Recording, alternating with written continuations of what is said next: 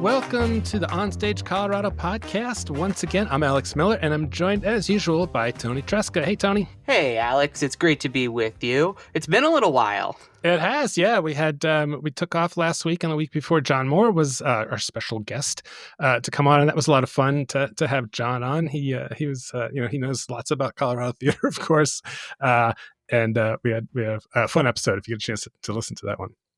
Yeah, he's very knowledgeable, and he came on. He was very feisty and in the conversation. You guys had a lot of good back and forths. And John, I don't think you said anything on the episode that'll get you in too much trouble. Yeah.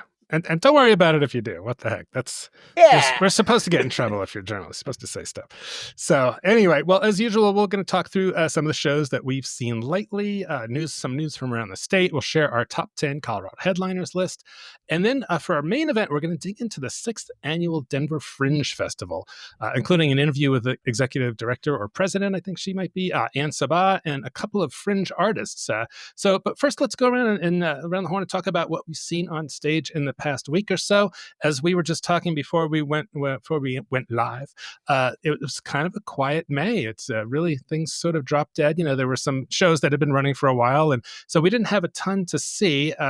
I did get out and see the Narrators at Buntport, which is an ongoing, like almost monthly-ish show that they do, where they just have people come on and basically just read stories, and it was a lot of fun. They had a really nice turnout. I think it was their 15th anniversary. And Toni, you just did a story about that for Westward. What can you tell people about the Narrators? Yeah, so it was started by a comedian who's 1/3 of the Grawlux team, and it was he kind of wanted a place to work out storytelling and kind of it didn't necessarily have to be comic pieces, but he just wanted to do something with no expectations. You could do it memorized, or you could bring up note cards, you could have a presentation, you can dress up, you can not.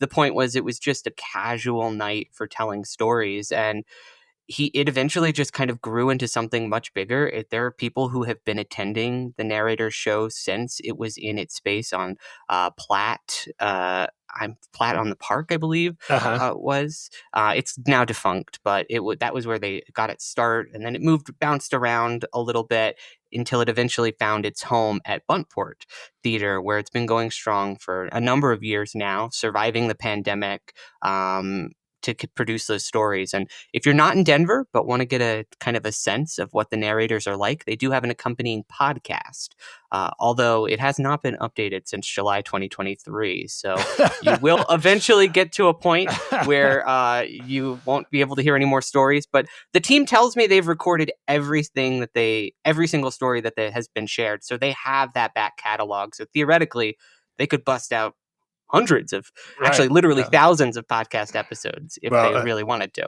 Believe me, we're sympathetic to the hassle it is putting a podcast out and getting it all done. But Aaron Rollman, Buntport stalwart Aaron Rollman, was the host when I was there the other night, and it was fun. They had so Janai Burris, who's a well-known actor and comedian in the Denver area, came on and told a story while her I think 4 or 5-year-old son Ezra was running all over the place.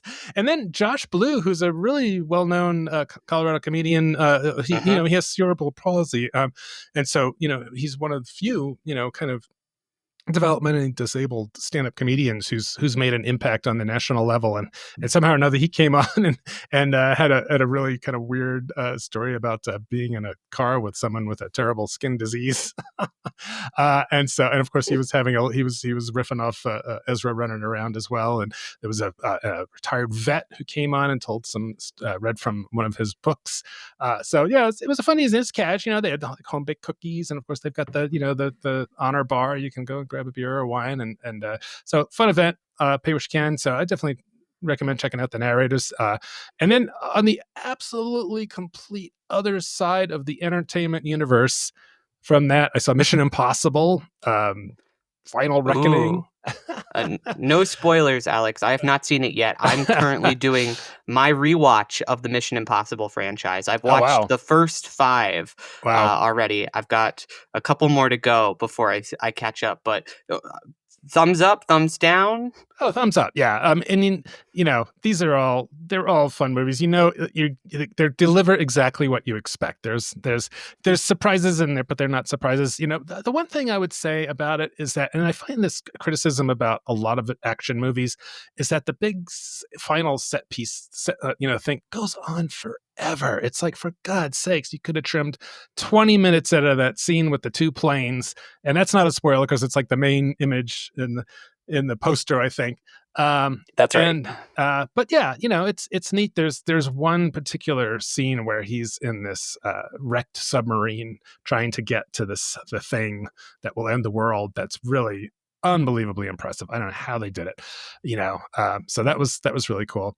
And then I would just mention that Jen and I also watched The Four Seasons, which is this Netflix show based on riffing off an old Alan Alda film, and he has a cameo in the front of it. And it's about people whose marriages are fairly mature marriages, and they're working stuff out after many years. And it really resonated for Jen and I have been married for 26 years. And so we found a lot to like about it. It's pretty funny. It was really well done. That kind of thing can be schlocky, but it's funny. Tina Fey's in it, and Will Forte kind of drives me crazy. But yeah, lots of good performances in it. Did you check it out too?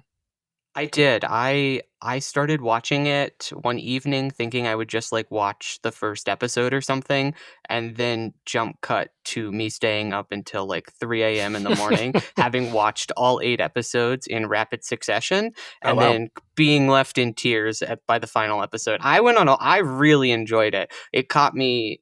I guess I don't know what it has to say about relationships. It's not where I am, but it felt very in my point in life, but it felt very real, painfully so, oftentimes. And it's a lot of very comic actors, like you mentioned, Tina Fey, Will Forte, Steve Carell's also there. It's very funny people, but they are asked to do a lot more of dramatic beats, interestingly enough. And I think they really excel at those. And it's only 8 episodes. I thought it was really well paced. It's all in different vacation settings, so it's gorgeous to look at too. So yeah, all in kind of the New England area. And yeah, there's shorter ones too. It's nice to have shows that aren't, everything doesn't have to be an hour. But yeah, it was kind of therapeutic. And yeah, Tina Fey really shows her dramatic chops in that film. Really impressed by her performance. And Steve Carell is really a great dramatic actor too. And also, interestingly, there's a character this is the second big show that this person dies in a car accident. That is true. That might be slightly spoilery. Yeah, well, I guess, but anyway, whatever. Yeah, so we're having to talk about some film and TV just because there hasn't been as much live theater that we've seen. But you did get out to Curious's new show, Exhibit. I did. This was the one-woman show that was written by and starring Regina Taylor.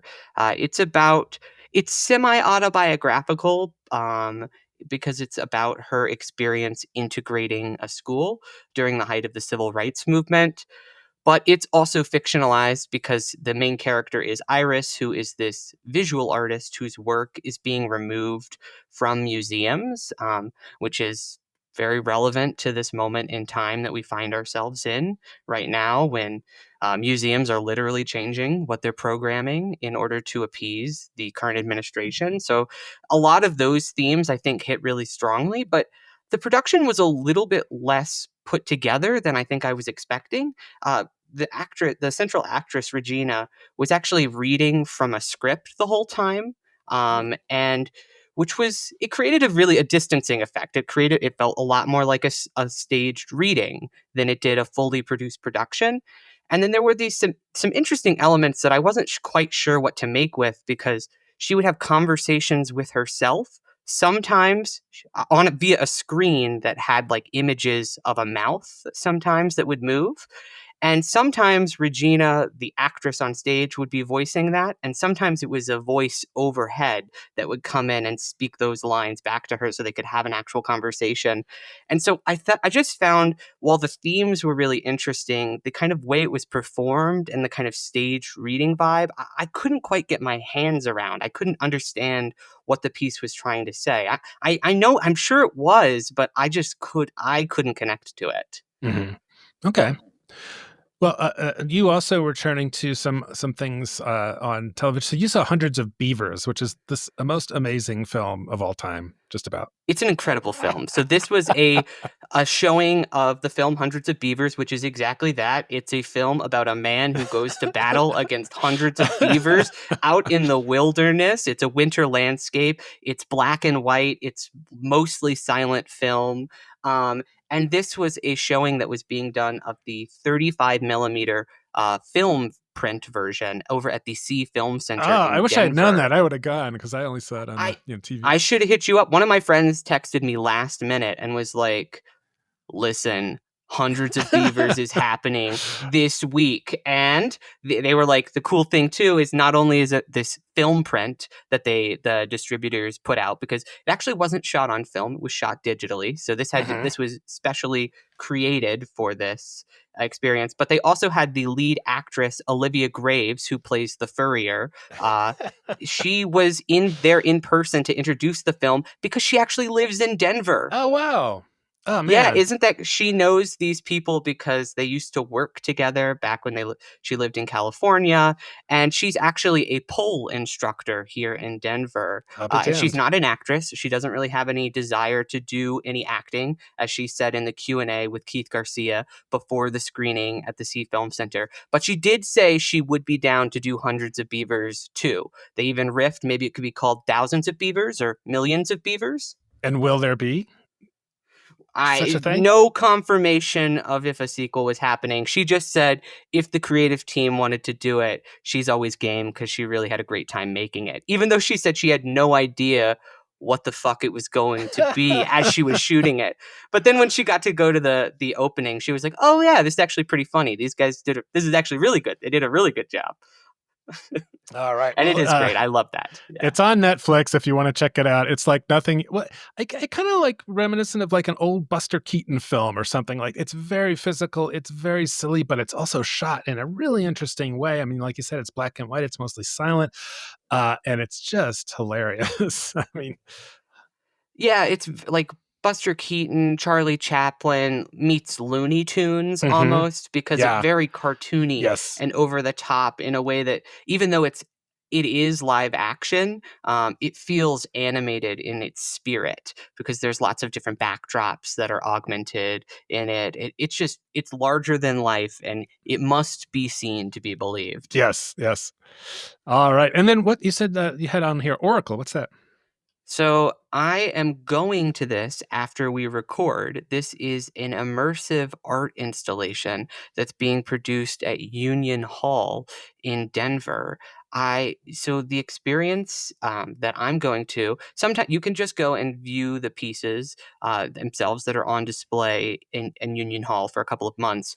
Or you can go to the immersive guided experience in which you will be blindfolded and led around the installation and then dropped in front of different things to kind of then experience the piece in that way. Wow. I am intrigued to see if that is effective in viewing the art or if it just feels more gimmicky. I'm writing a review about that experience for Westward, so folks can check out that review next week. Great. That sounds really interesting. All right. Anything else in the news that we want to talk about? Yeah, I wanted to say a quick congratulations to everybody who participated in the Denver Center's 12th annual Bobby G Awards on Friday, May 16th. This is an annual celebration of achievements in Colorado high school theater, which considered a field of 53 musicals staged during the 2024-2025 school year. Oh wow, yeah. John Moore and I were chatting about that on the last podcast, but that was before the winners were announced, and he was just talking about what a special event it is. Yeah, John was out there covering it for the Denver Gazette. He did a really great feature and got some incredible photos. So if anybody wants to see what the event is like or hear a little bit more about the participants, I definitely recommend folks go read John's story in the Gazette. But we'll run through some of the highlights, including the winner for Outstanding Musical, which was Newsies at Lutheran High School. And the winners for lead actor were Grayson Graham as Jack Kelly in that production of Newsies, and Hannah Schnorr as Carrie White in Carrie the Musical at Fossil Ridge High School. And while everybody is obviously a winner for just showing up, Grayson and Hannah have won the experience of a lifetime, as they are now going to go on to represent Colorado at the 16th annual Jemmy Awards in New York. Yeah, that is an amazing opportunity. So, yeah, John and I were talking about Mm-hmm. that last time about, so this is winners from 55 regions gather for a week of intensive training and master classes, auditioning, bonding activities before they take the stage at Broadway's Minskoff Theater on June 23rd to crown the national winner and award scholarships. So pretty cool stuff for high school contest. Yeah, you can definitely say that again. So, congrats to everybody. And like I mentioned, if you want to read more, including the full winners list, and hear from both Grayson as well as Hannah, John talked with both of them, and that's included in his piece in the Gazette. All right, cool. Now, in completely different news, Sundance, the little-known indie film fest that dared to dream, just Yes. scored another big win here in Colorado. It got a new $34 million incentive package from a coalition of Boulder's biggest civic and cultural boosters, which will help sustain the film festival over the next 10 years, according to Visit Boulder. Sundance is currently over in Park City, Utah, and is moving to Boulder in 2027. It was already set to receive $34 million in tax credits that were passed by the state lawmakers last month. So this new incentive brings the total support for this film festival up to nearly $70 million. Wow. That is a lot of money. So torn here. Love to see that kind of green going to the arts, but with so much other arts funding drying up, it sucks that more local arts organizations aren't getting a little cut of something like that.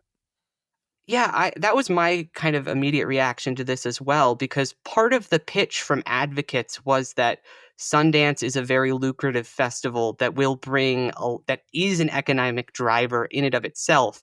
And yet then now, even after Colorado has already won the bid, local lawmakers are bending over backwards to give them more money rather than giving it to local organizations who, I don't know, maybe just lost funding from the NEA.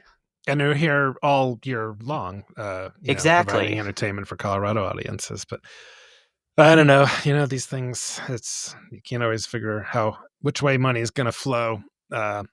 In this world. And right now it seems to be flowing up. So anyway, well, up in Fort Collins, we learned on Wednesday that OpenStage Theater and Company made the decision to cancel its production of Agnes of God, which was supposed to run through the end of May. And so the website was saying, due to insurmountable circumstances, we're unable to continue the run. And it's kind of weird. Our reviewer Leela was there on, I don't know if it was opening night or she was there to review the show, and what was the night it all blew up, and the cast, she's telling me the cast adjourned to discuss whether to go on with the show, and they chose not to. So pretty crazy, but I don't know any more particulars, so we'll leave it at that. And I really just wish OpenStage the best and putting things back together up there, whatever went on. But that's a pretty crazy situation to have a cast just stop in the middle of the show and say, we're done. Yeah, and the show had already been delayed a weekend by the time that our reviewer had gone out to see it. And so then to have opening night be paused and then ultimately canceled was definitely a bit strange. It sucks to hear that that some situation was going on that affected the art that was being made. You never want to hear that. And like you mentioned, I hope that OpenStage is able to just move forward from this. I know they've got another production coming soon. They're opening Pride and Prejudice, Kate Hamill's adaptation, in just a couple of weeks. So hopefully things are a little bit more under control for that. Yeah, I hope so. OnStage Colorado is brought to you in part by Miners Alley Performing Arts Center, whose production of Ring of Fire runs May 9th through June 20th. Ring of Fire is a high-energy jukebox musical that brings the legendary songs of Johnny Cash on stage, weaving his iconic hits into a story of love, resilience, and the American spirit. Tickets at minersalley.com. Also supporting OnStage Colorado is Rocky Mountain Repertory Theater in Grand Lake. Their 2025 summer season runs from June 6th all the way to September 5th and includes Disney's Frozen, Guys and Dolls, Footloose, and Nonsense. Find tickets at rockymountainrep.com. OnStage Colorado is brought to you by Colorado Candlelight, featuring Bright Star from April 10th to June 8th. Inspired by a true story and featuring the Tony-nominated score by Steve Martin and Edie Brickell, Broadway's Bright Star tells a sweeping tale of love and redemption set against the rich backdrop of the American South in the 1920s and 40s. Tickets at coloradocandlelight.com. The OnStage Colorado Podcast is sponsored by Town Hall Art Center in Littleton, presenting the musical On Your Feet, May 23rd through June 22nd. It's the story of Gloria and Emilio Estefan, a young couple from Cuba who took the entire world by storm with their unique, entirely creative fusion of Latin rhythms and Billboard Top 100 pop songs. Tickets at townhallartcenter.org. Yeah, I hope so. All right, well, let's move on to our main topic. Toni, you want to kick it off? Absolutely. Yeah, we're going to get into the good stuff now. Our main topic today, the Denver Fringe Festival 2025. We're just about a week and a half away from one of the most chaotic, creative, and straight up weird weekends on Denver's cultural calendar. Yeah, that's right. So from June 4th through 8th, the Fringe is back and bigger than ever. So with over 200 performances, 75 self-produced original shows across 20 venues. Man, this thing is getting big. It's exploding with options.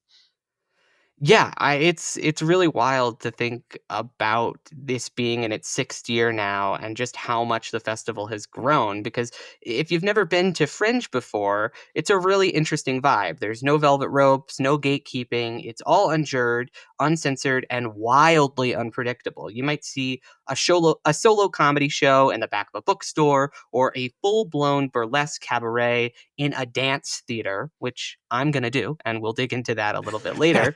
So, but that is the range of options, both in terms of the form as well as the performers, is just vast. Yeah, and that's what Fringe is all about. There's Fringe festivals all around the world that give independent artists a platform to test all kinds of weird ideas, and you may see some crap, no doubt. You may see some real great stuff. There's theater, clown, cabaret, drag, puppetry, dance, circus, sometimes all at once.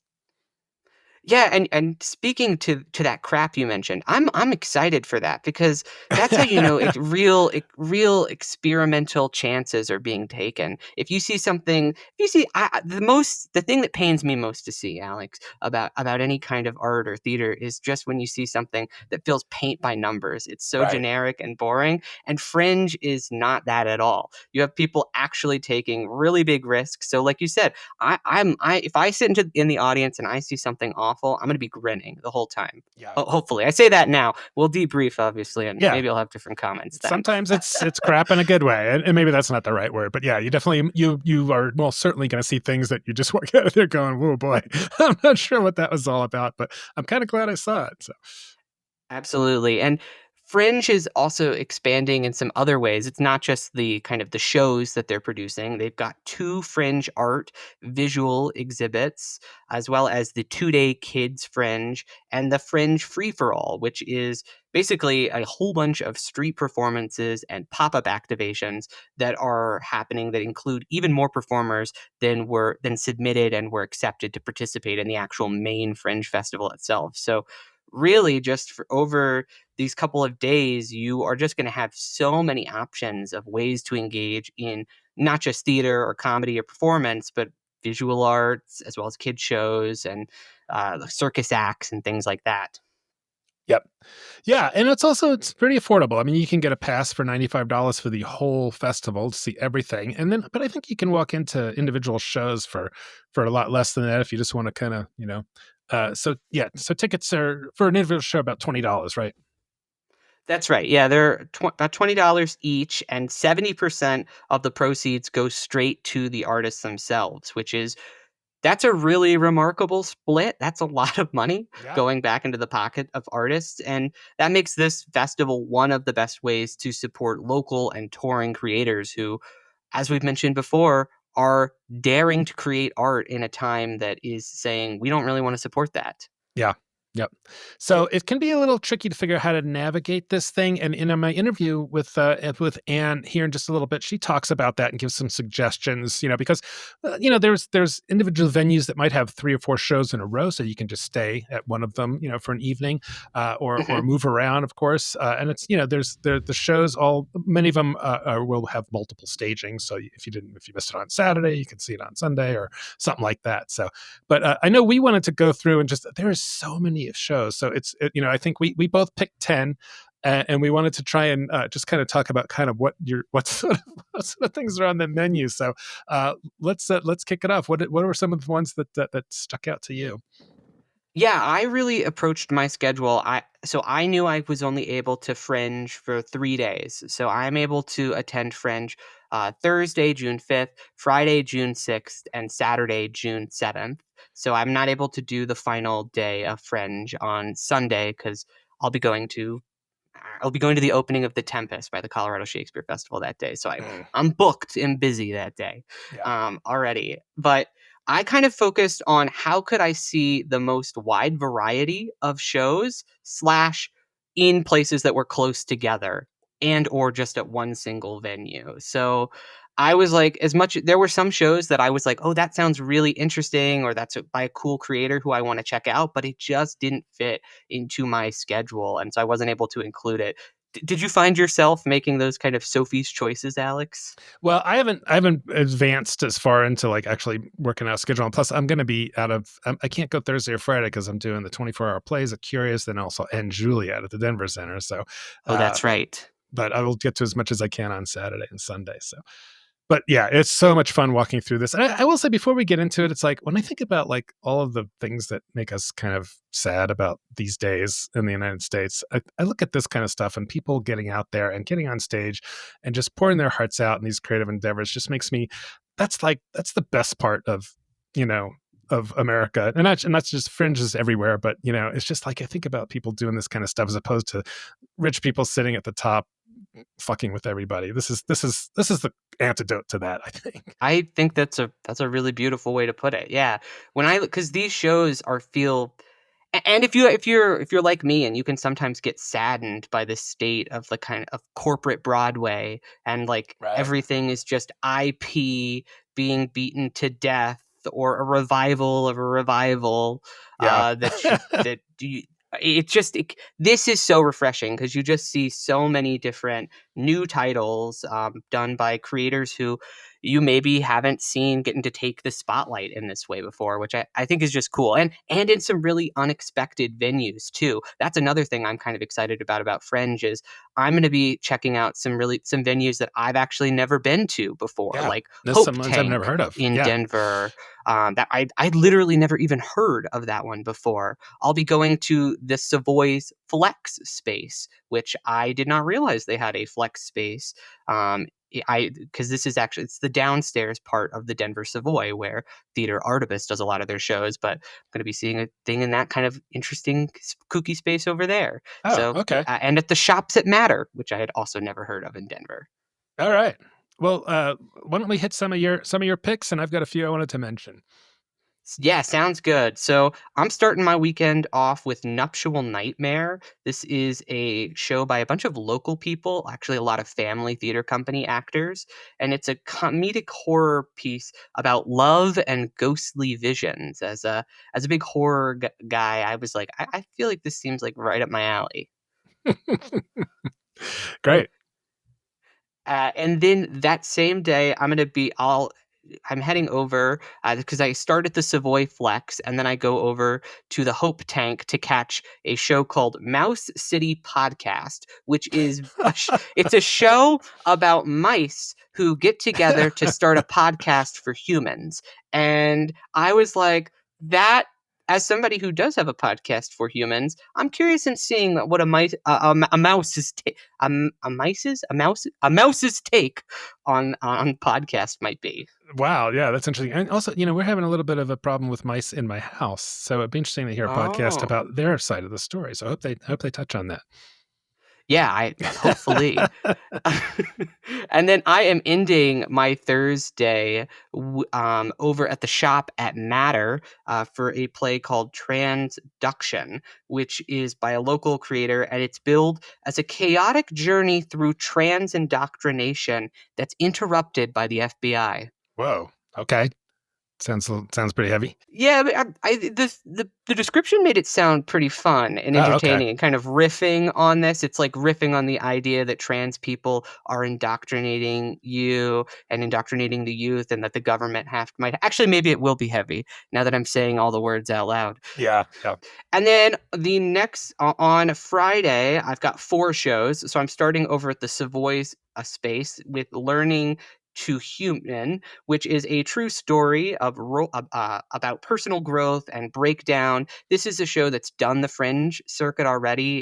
It's gotten a lot of awards at other Fringe festivals, and so I was kind of curious to see what that looks like, and what a piece that does well at other Fringe festivals around the world looks like. Yeah. That sounds great. And then I'm going to be spending the rest of my night over at Rise Comedy for 3 shows back to back. I'm starting with Jet and Anastasia, which is clown meets classical theater hybrid that sounds really unhinged in the best way. I know Uh-huh. that Kevin Douglas wrote a review for OnStage Colorado about this, and he just raved about Last the year, yeah. production. And so this is their Fringe version of that show. I'm curious to check it out. Then I'm going to be watching Ben Franklin's Sex Party, which is about the time traveling founding father who fights fascism through sex positivity.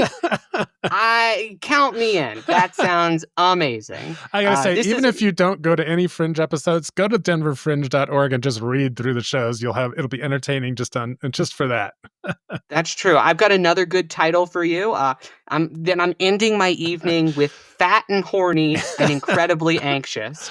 This is a show about navigating sex and fat phobia when you're also neurotic. Okay. So I think that sounds like a lot of fun. Okay. And this next one sounds great. Oh yeah, my Saturday starts off with a bang. I'm going to be going over to Cleo Parker Robinson to see Arkham Ass Asylum, which is a queer burlesque cabaret about the villains of Batman putting him on trial. And I just think I'm like, first of all, the fact that this is being done at Cleo Parker Robinson's space, which is it's this beautiful theater, and then they're doing this like absurd, campy, Batman-inspired cabaret. I have to see this. I'm a huge Batman person, and so I'm like, I am curious to see this take on it. I guarantee we will not be getting a DC film, anything like this. So I got to see this in person. Well, when you think about it, Batman, all the villains are these really colorful, creative weirdos, and Batman's kind of like the,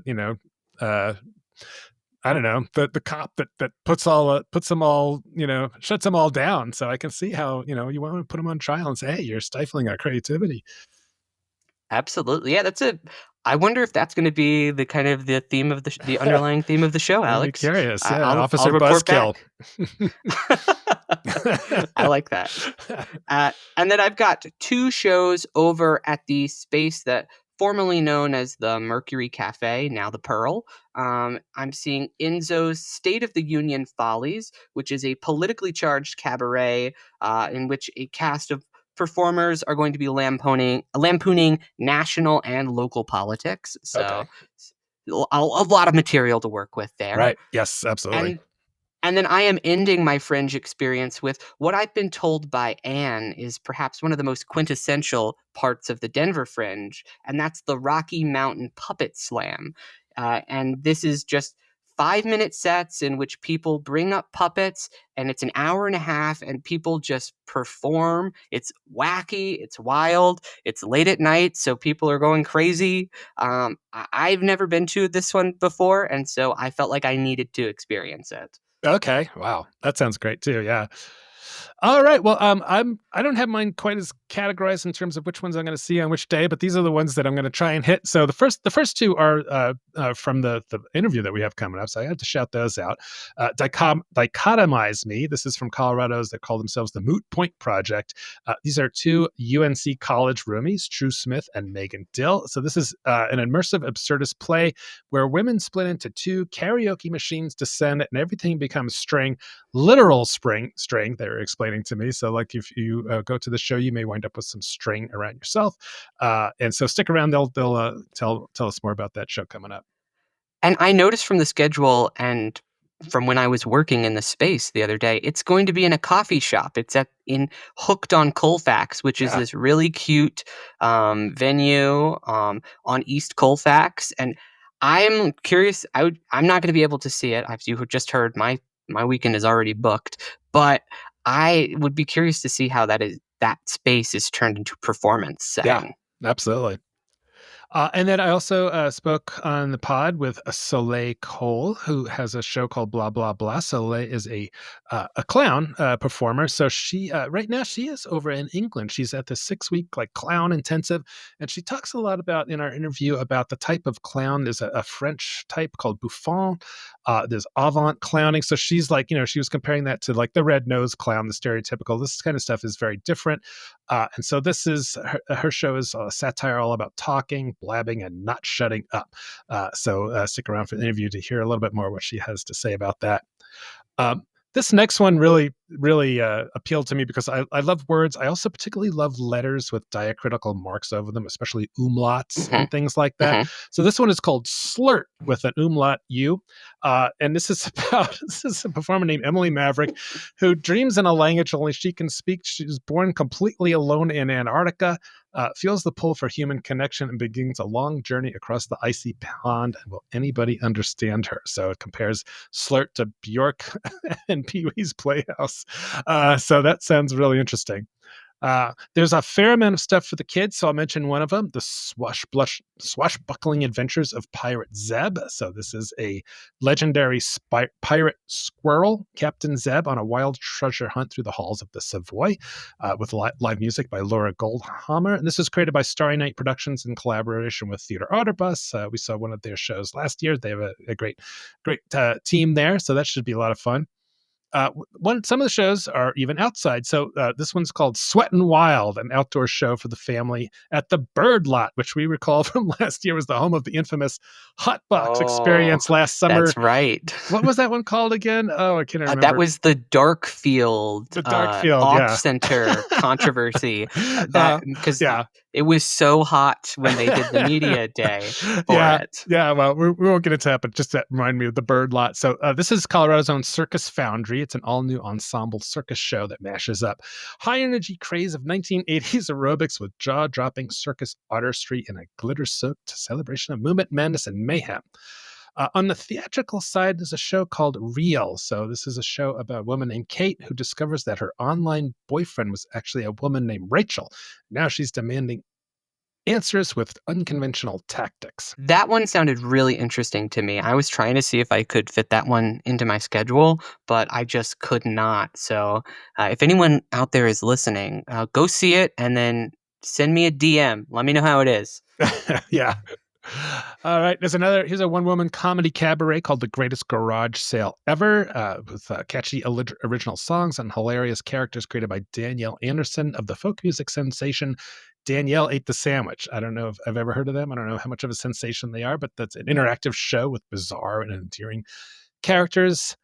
Here's one that's definitely on the adult side, Summit at BBC. And it's not talking about the British Broadcasting Company. It's the other BBC. Genre-bending solo performance blending drag, spectacle, comedy, and ritual into a biting critique of sex, racial politics, and survival in the queer marketplace of desire. And talks about a porn trope that if you ever played Cards Against Humanity, you might be familiar with. So that one's for the adults in the room. And here's one I don't want to see. It's called Colostomy Bag Buddies.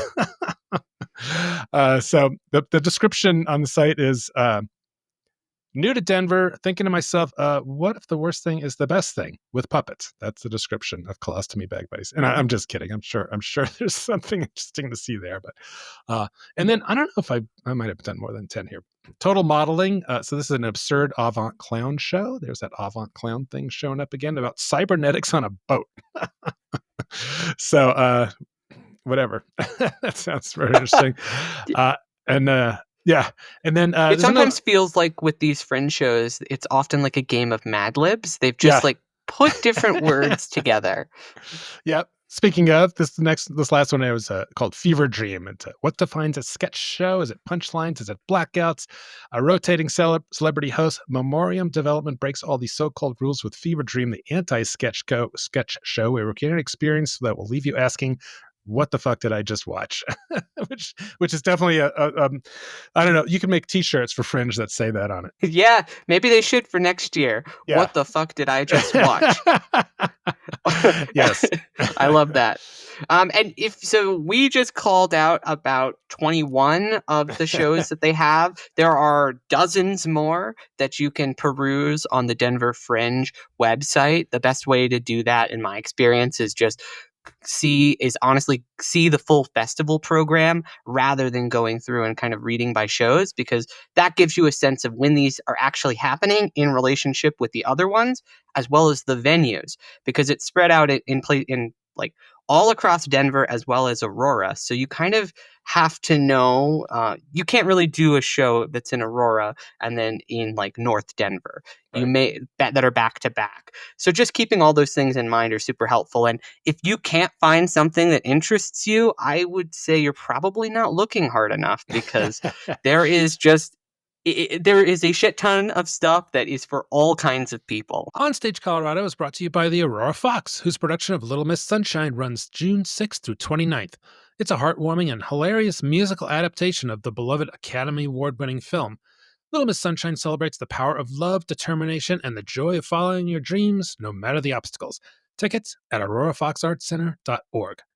Also supporting OnStage Colorado is the Colorado Shakespeare Festival, presenting The Tempest June 7th through August 10th and Richard II July 5th through August 10th. Shows take place in the Row Green Theater on the campus of the University of Colorado Boulder. Tickets at cupresents.org. OnStage Colorado is also sponsored by the Denver Fringe Festival, taking place June 4th through 8th at multiple venues in the Denver area. From clowns and kid shows to hard-hitting dramas and out-there solo shows, Denver Fringe is the place to see all kinds of wildly creative performances from local and national artists. Tickets at denverfringe.org. We're also supported by the Boulder Ensemble Theater Company, whose new season starts in August and includes Cry It Out, Elizabeth I in Her Own Words, The Thin Place, Every Brilliant Thing, Brooklyn Laundry, and Mary Jane, as well as Mad Librarians for the kids. Get tickets at betc.org. All right, well, let's keep that Fringe freak flag flying and go to your interview with the founder and president of Denver Fringe, Ann Sabbah, along with some of those special guests, actual Fringe performers. We are here with a gang of fringe people. So we have Ann Sabbah, who the founder of Denver Fringe, and what's do you call yourself, president or guru or Lord of Fringe or anything like that? Director. Director should cover all the hats. Yeah. Okay. All right. And so we also have on here Soleil Kohl, who's calling in from England. Hi, Soleil. Hi. And then on the other line, we have Smith and Megan Dille, who are here in the Denver area to talk about their projects. So before we jump into some of these individual ones, I just wanted to ask Ann a couple of kind of overview questions about this year's Fringe. So I think this is the 7th Fringe Festival in Denver. Is that correct? It's the 6th. 6th. Okay. All right. So how does this compare to previous years? Is this bigger, better, same? It is bigger. We had more applicants and we have more productions that we're supporting as part of our lineup. Over 70.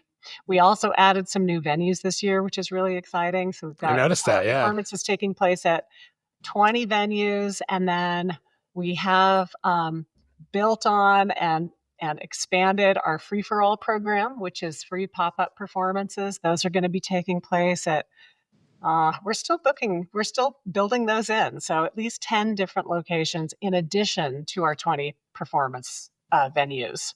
Okay. And then, so now that you've done 6 of these, how much do you tweak the lineup based on audience feedback over the years? Are there certain kinds of shows that you just want to bring back more of them because people really like them or things like that? Well, it's a very organic process. It's really about who comes to us. It's an open access application. We use a combination of lottery and strategy to figure out how many shows, how many productions we can support. And amazingly, we end up with an incredible variety every year. And I think that is what audiences love the most, is the range of things that they can see at the Fringe.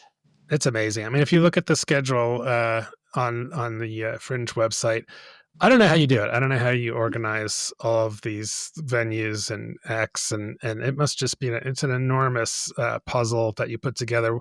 What's your secret, Ann? I think it's just all the good people that like to participate in Fringe. It is the community of people who work with us, who help out in the weeks leading up to the Fringe, and all the staff, venue managers and stage managers during the Fringe, the volunteers.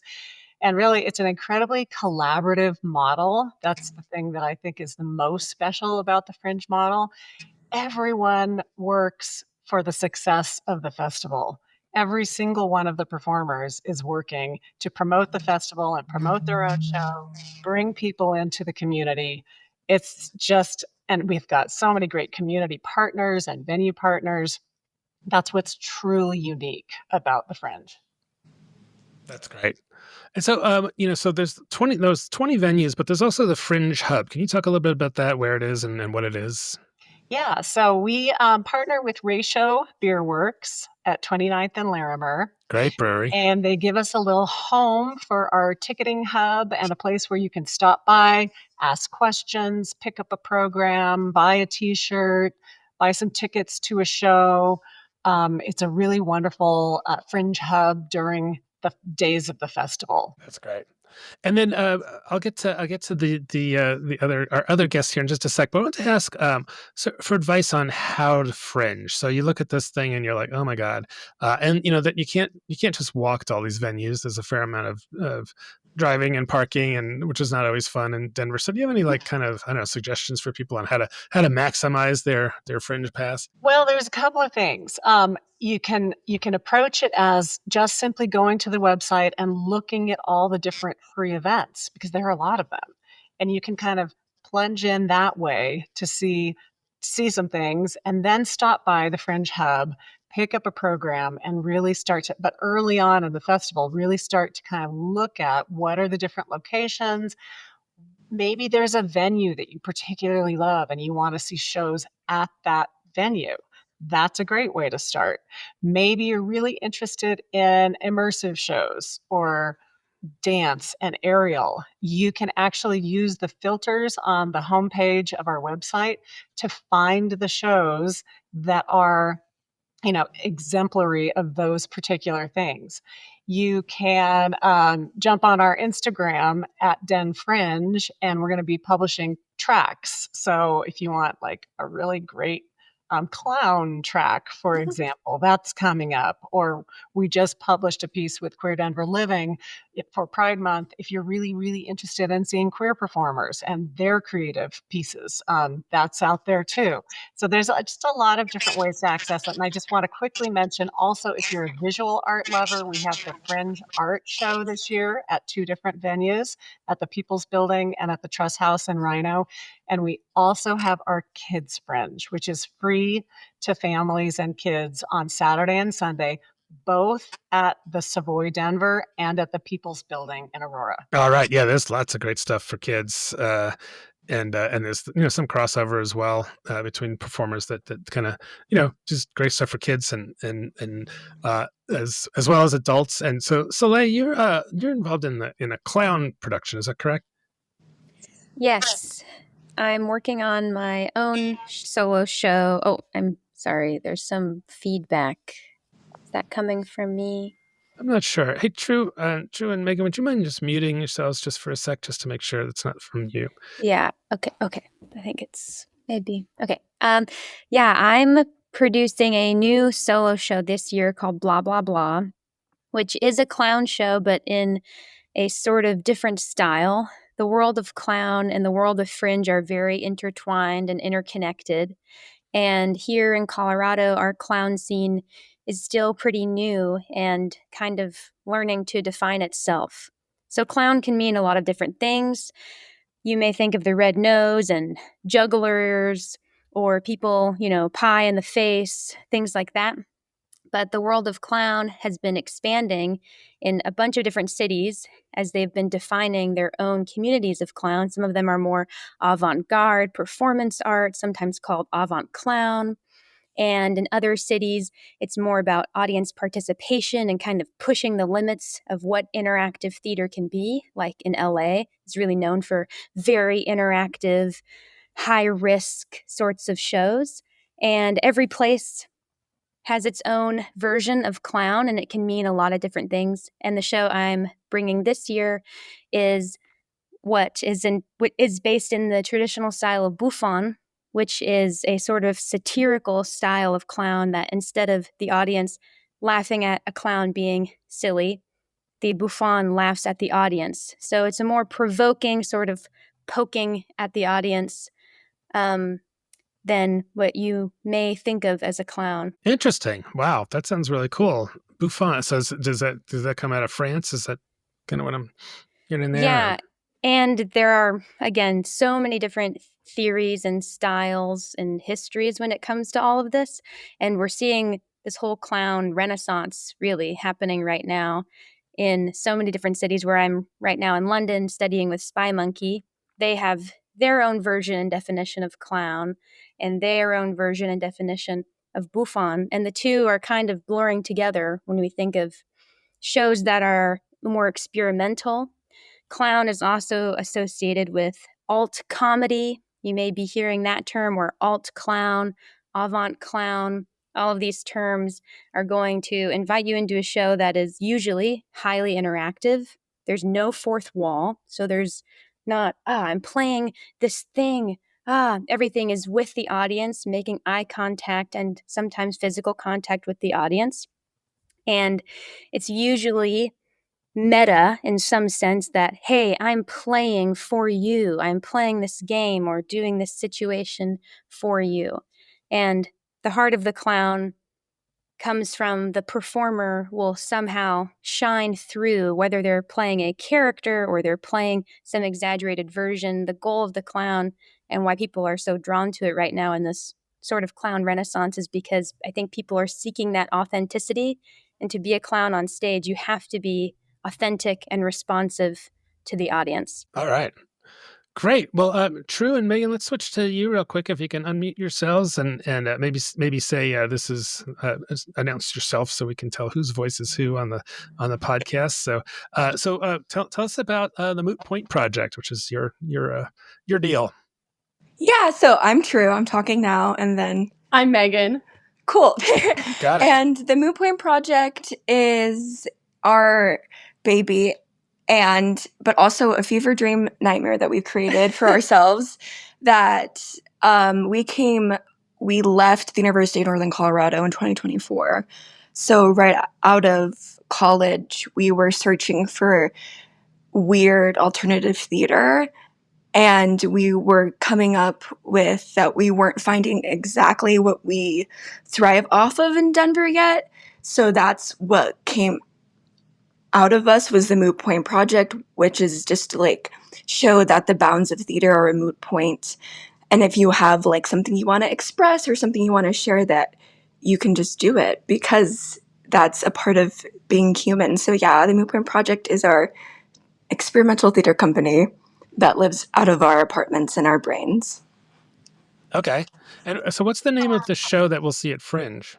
The name of our show is called Dichotomize Me. It's a new immersive play based in the idea of theater of cruelty that True here wrote starting last October, and we've been kind of workshopping it since then. Okay. And so what kind of what can people expect to see if they go see the Dichotomize Me? Is that what you said? Yeah, Yes. Dichotomize Me. That's great. Lots of string. You would expect to see lots of string. Yeah. So it's about the play is about this woman who splits into two, and as a way to cope with the death of her mother, she turns to doing this art piece revolving around string theory. But the way that we're trying to make it immersive, the element, Megan will talk about that more. Yeah, so essentially this woman loses her mother and she splits into two. So it's a woman split in half. half of her is an artist, half of her is trying to keep herself alive. And the artist half of her delves into the idea of string theory and that everything at its very base particle is a tiny vibrating string. And she becomes obsessed with the idea of visualizing string theory and starts to create this interactive art piece in her living room with string. And suddenly her other half, her roommate, sort of, is becoming a part of the string exhibit, and so is the audience, and so are each other, until everything slowly devolves more and more into string, and they start to examine that if we are all string, we are all connected, and the way you treat yourself is the way you treat other people. And sometimes you have to let go parts of yourself in order to treat yourself better and treat other people better.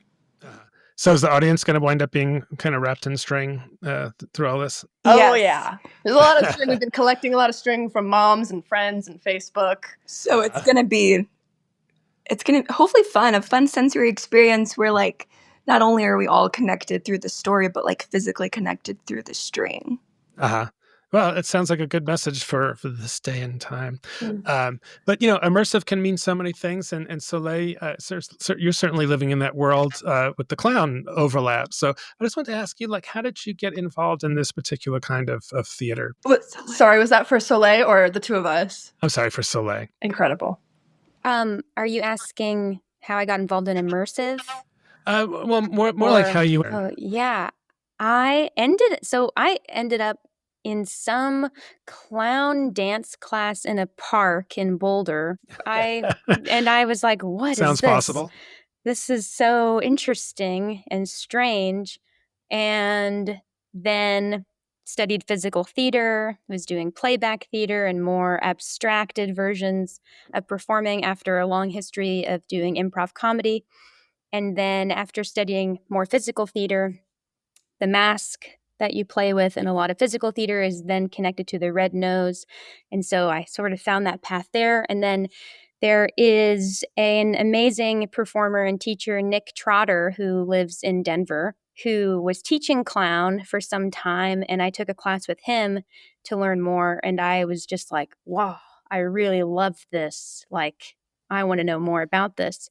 And then going to Edinburgh Fringe, which I've been to twice, the Fringes just love clown because when you're going to Fringe, you want to see something you've never seen before.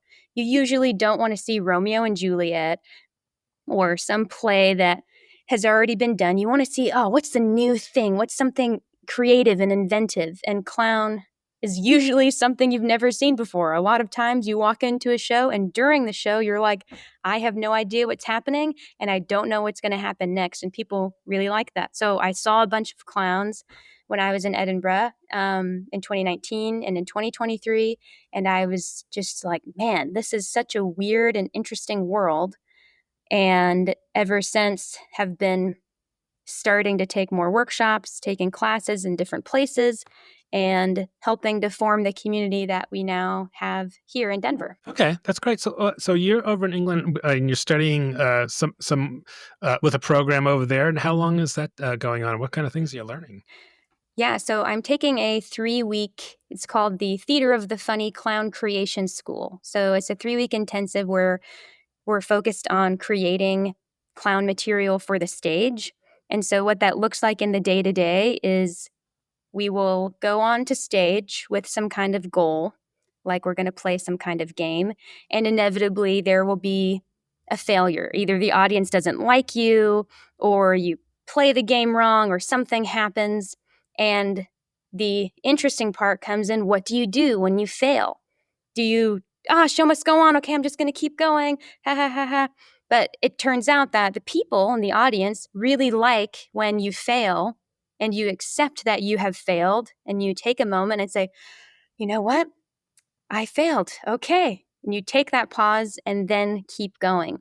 So a lot of the clown work that we do ends up being very personal, very revealing of yourself, whether you're a very competitive person, which a lot of us are, especially here in the US. We thrive on competition and battling each other right. all the time. So it can be a really personal and kind of growing process when you're working with clown to, I have to fail, and you will fail, and people won't laugh, and you will do a funny thing that you think is so brilliant and clever, and people don't laugh, and they laugh when you fail at it.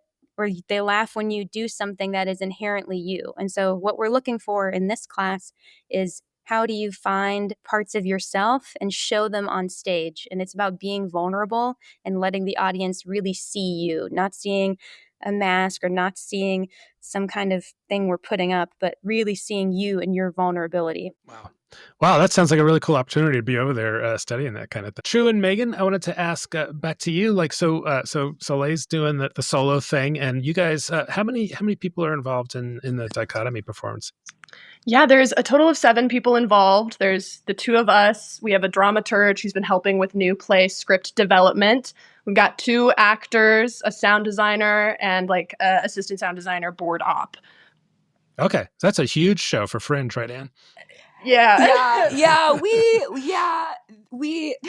It's grown a lot. It's grown a lot. And one thing about me and Megan is that we will be very ambitious to the point of no return. So when our friends and stuff are like, this is cool, we're like, oh my gosh, thank you for thinking it's cool. Do you want to be a part of the team? Or they would be asking to join. So it's become a really nice collaborative process. But it's been super cool to see like how everyone is interpreting the piece differently, and how like working together is really making something so much more special than it would be if it was just coming out of like me and Megan's brain and we just said, okay. Especially wonderful to like also give JC Stint and Felice Martinez, people we went to school with at UNC, an opportunity to be like, please come to Denver, because Greeley is not really known for its theater scene. So we are really happy to bring people to do this performance. Great. Well, so Ann, can you just tell us just a little bit about like, what's the ticket situation like? You can buy like day passes, or you can go to individual shows, that kind of thing. Yes, individual show tickets are available on our website for every show. For the most part, they're all $20. And then we are selling a full festival pass, which is $95. And you can take that pass and get into any show space available. And so that's a way to just really kind of like take advantage of where you happen to be at the time. Oh my gosh, I'm walking past the Savoy. Let's see what's happening there in the next hour. Maybe we can just go see something there. So both of those options are on the website, denverfringe.org, through the festival. All right. And so this is all coming up June 6th through 8th. There's a Actually, great... 5th. So I'm it sorry, starts 5th. on Thursday. Yeah. Thursday, Right. Friday, Saturday, Sunday.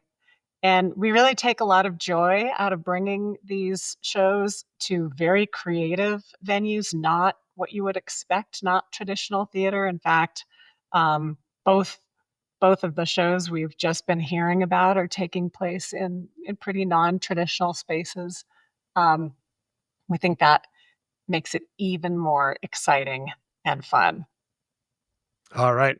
Yeah. So there's on the denverfringe.org website, there's the full calendar and all the information, but there's also a downloadable sort of like a PDF that kind of got everything on it that is a great it's a great resource. And when you're trying to plan out your Fringe journey, so check that out.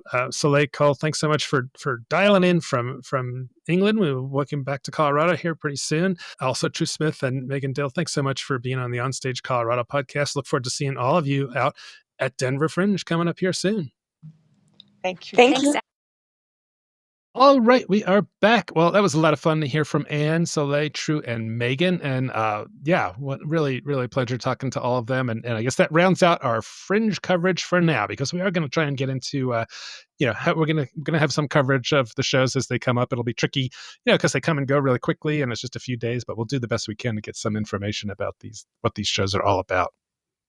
100%. Yeah, I'm going to be attending the opening party that happens on that Wednesday, in which they're going to be demonstrating a lot of different segments from the acts. And I'll try to I'm planning to write something that evening, so that maybe people who are still trying to plan their schedules the day that Fringe actually starts can get a sense of what the actual performances look like up on their feet, and then be writing like short reviews of these things to post to the site as we see them. So performers, if you happen to be listening, if you could get visual assets to us ASAP, that would be awesome. Otherwise, it's going to be crappy photos from my phone. Yep. So just send them to info@onstagecolorado.com. All right. Well, now we're ready to move on to the theater side of things with this week's Colorado headliner. So these are some of the upcoming shows we think you should know about, and in no particular order. Toni, what do you have to start? I'm kicking us off with On Your Feet over at Town Hall Art Center in Littleton. This is the conclusion to its 42nd season, and it is a high-energy love story about Gloria and Emilio Esteban, who are a young couple from Cuba who took the world by storm with their fusion of Latin rhythms and pop songs. I've never seen this show before, and I'm always hesitant about these kind of musical biopics, but I've spoken with a couple people who were at opening night last night, and they were just raving about this production. It's directed by Matt Zambroni, who just directed Ken Ludwig's Baskerville over at Lone Tree. So he's kind of on a roll right now because that production I thought was impeccably done, and it sounds like this is another banger from Matt and the team over at Town Hall Art Center. All right. Are you going to get out to see that one? I hadn't planned on it, but now I feel like I have to. The Actors Fund night is... I may look for when that one is and try to attend on that so I can support the Actors Fund as well. Okay. Yeah, I'm curious about it too, although I have to say the music of Gloria Estefan is pretty far from the thing that I'm interested in. But, sometimes the story is great, no matter what. So my first headliner is one for the fam, one for the kids, Aladdin and the Wonderful Lamp. This is at Miners Alley in Golden, runs through June 28th. So, this is the best known story of the 1001 Arabian Nights, but Miners Alley does a great job with their kids shows, so a lot of fun. And there's not that much kids theater going on out there. So this is a great place to see one if you're in the Boulder, Golden area. Definitely. My next headliner is in Creed. It's Xanadu, which has a nice long run from May 24th through September 7th. And this is kicking off Creed's 60th anniversary season, which is just incredible. Our hats off to you guys there. And this is the familiar tale, if you've been paying attention to Colorado theater for the past 10, 15 years.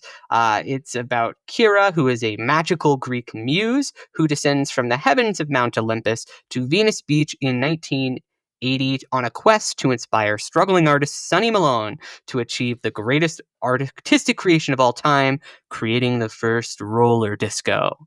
And is it a bunch of ABBA music, or what is it? It's Olivia Newton-John and music. So, let me turn around. I have the record on my wall behind me. Oh my gosh, I've seen it. It's been a few years and I can't remember. I thought Electric Light Orchestra. ELO, yeah. Wow. When I was in junior high school, I was a big fan of ELO, and I actually had an ELO belt buckle. Whoa! Yes. Do you still have that? No, I don't. I wish I did. Oh no! I had all kinds of different belt buckles when I was a kid. But anyway, so my next one. This is one we puzzled over when we did our season preview earlier this year. A Tuna Christmas at Bailey Theater Company. So this is at the funny little Glen Island Resort in Bailey, and we were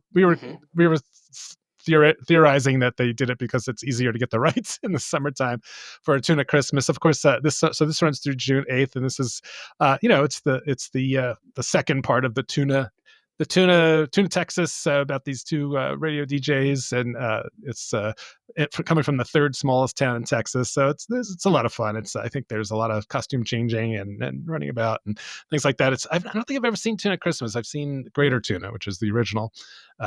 So that one's in Bailey if you want to go check that out. And they do a nice job with stuff out there. For sure.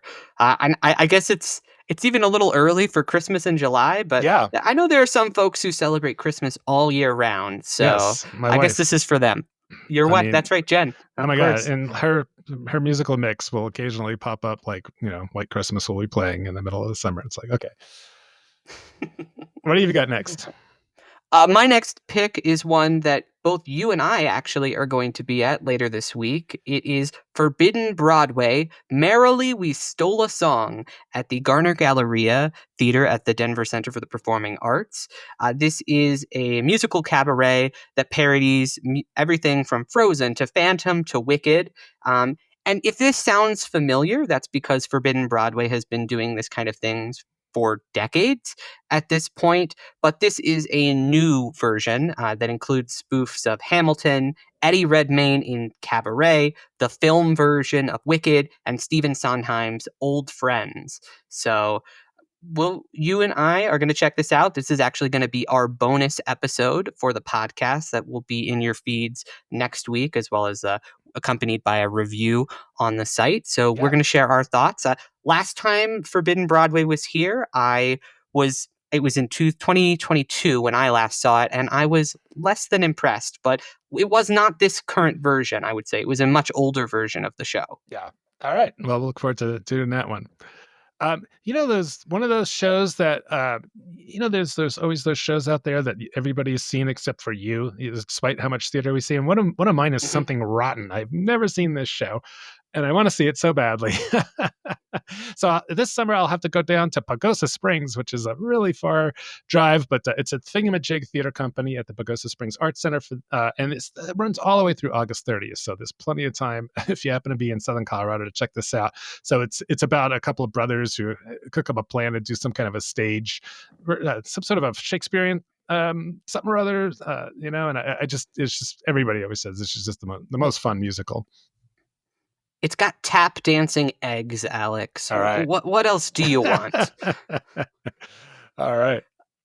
My next headliner is Torch Song, and it's being produced by Vintage Theater in Aurora. This was the winner of Vintage's Director's Choice competition, in which directors got to submit their pitch for a show that they wanted to see produced in Vintage's season. And Torch Song is the 2-act revival of Harvey Fierstein's award-winning Torch Song trilogy, which follows the life of Arnold, who is a Jewish drag queen living in New York City in the late 70s and 80s, and it follows his obsession to find happiness. Okay. I've never seen this one before, but it seems like it assembled a pretty strong cast at Vintage, but yeah, it could be something fun. Yeah. All right. Zooming up to Fort Collins at Bob Blue, they are doing a show called Another Medea through June 15th. So this is a provocative mono-thriller. I don't know what a mono-thriller is. Uses Grand Guignol, which I don't know what that is either, but I have some information about that, horror style to tell the story of Marcus Sharp, an enigmatic actor who recounts in gruesome detail how his obsessions with a wealthy doctor and the myth of Medea lead to horrific, unspeakable events. So Grand Guignol is a French theatrical style known for its extreme horror, often involving gruesome and explicit violence and shock and terror. So wow, that's going up at Bob Blue. And I'm sure Leela will get over to see that one and give us her review. Yeah. I'm still trying to find out what mono-thriller is, or if they just made that phrase up. Mono-thriller. It's a thriller. I'm not finding anything on the old Google, but that doesn't mean anything in this day and age in which AI has broken the web. Yeah, I don't see it on the first page either, so I guess we'll have to find out. Anyways, back to the theater. My final headliner for this week is Title of the Show, which is kicking off UNC's Little Theater of the Rockies' 91st season. Wow. Which, fun fact, it makes this company the oldest professional summer stock theater west of the Mississippi and the oldest professional theater company in Colorado. Not the oldest opera, not the oldest performance in general, because Central City Opera actually predates Little Theater of the Rockies, but technically the oldest professional theater company in Colorado. And they're producing this musical, which is about two self-confessed nobodies who live in New York, and they want to write an original musical to submit to a festival, kind of like the Fringe Festival that we were talking about earlier.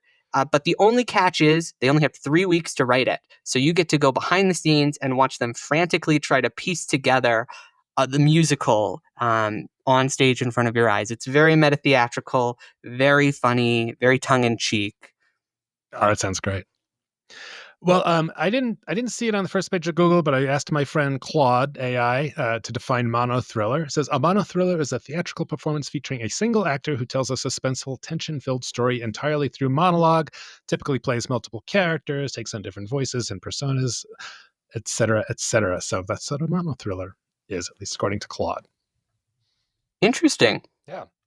My last headliner is Ripcord at Firehouse Theater Company at the John Hand Theater in Denver. This runs through June 29th. This is another senior living facility story featuring the cantankerous Abby, who's forced to share her quarters with new arrival Marilyn and has no choice but to get rid of the infuriatingly chipper woman by any means necessary. So you were going to get to this, weren't you? No. Okay. I don't have plans to at the moment, but it sounds fun. I mean, it's curious. There has just been like a boom in these kind of like retirement comedy or dramedy plays. It seems. Well, they if you always look get at produced. if you look at the typical theater audience and all the gray hair there, it's like, well, I would definitely be doing more shows to cater to that crowd. I was talking to Mark Reagan the other day, and he's maybe a year or two older than me, and he's like, in our early 60s, and he's like, a lot of times I'm the youngest one in the audience. It's like, yeah, that's an issue that I think all theaters are hoping would love to know how to address, but I don't think anybody's quite cracked the code yet. Yeah. Although 2 Cent Lion Theater Company in Denver seems to be doing a pretty good job of attracting young people. So maybe producing shows by young people is a way to attract young people. Yeah. All right. Well, that's the headliners for this week. Like we said, it was a little bit of a slow week, so we didn't have a lot of new stuff on the site. But I did have a little story about Betsy's new mini home. I was just talking to Mark Reagan, like I said.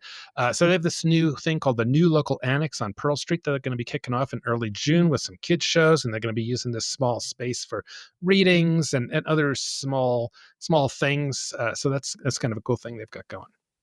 Yeah, that's a partnership with the New Local, which is a art organization that exists up kind of in the North Boulder area. It's a female focused. It's a really great organization. They've been really that whole team over there has been really fighting for greater funding for the arts and kind of. They created the 2A letter that was seen around the world at this point. But so great organization, doing lots of cool work, and this is a cool community partnership that's actualizing the space that pretty much has just been sitting empty. So if you want to stay up to date on what's going on in theaters and comedy venues all across the state, subscribe to the OnStage Colorado newsletter, which comes out every Thursday. Yep. All right. Well, like we said, next week for our bonus pod, we'll be doing our review of the aforementioned Forbidden Broadway at the Garner Galleria. That's all for this week. Thank you so much for listening. I'm Alex Miller. And I'm Toni Tresca, and we'll see you at the show.